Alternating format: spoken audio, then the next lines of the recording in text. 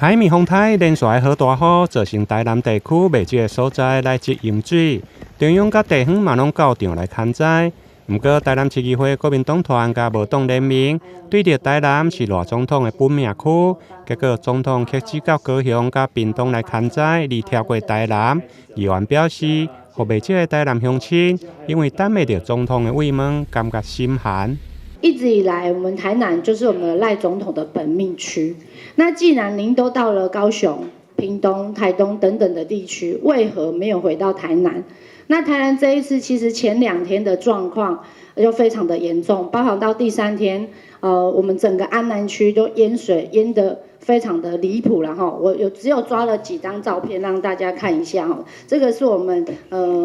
那时候遇到的情况。过去没有淹水的地方，现在整个都淹水，这我们很纳闷说，其实台南也花了不少我们治水的经费，那为何遇到这种大雨的情况下，其实我们该设立的抽水机、抽水站，我们都设立的这么多了，为何还有这样的情况？他没看到我们的赖总统回来他的娘家，回来他的本命区，这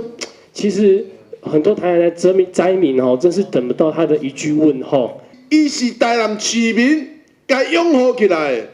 结果我们台南市的灾情是全国最严重的，他没有来台南市，跑到高雄市去加码，这是要算这哪门子的？我实在是足寒心的，你敢知？除了等未到赖总统的慰问甲关心，另外伫在后的补助金方面，嘛有议员认为甲高雄差真济，因此要求共款是6度，中央甲地方应该标准共款。50公分以上的我们就补助2万5，我们的隔壁高雄市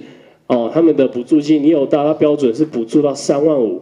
北拢是淹水，北拢是受灾户，为什么咱的金户对咱的补助的额度是不一样的？这不公平啊！就伫个议会国民党团甲无党联名召开记者会以后，台南市政府嘛马上做出回应，市长宣布加码补助，淹水50公分以上的受灾户，市府加码到15000块，加上中央的2万块，等于3万5。而淹水20公分到50公分，补助5000块，并要求各区公所爱尽速简化来处理。台南新闻林根采访报道。有电啊，无电啊？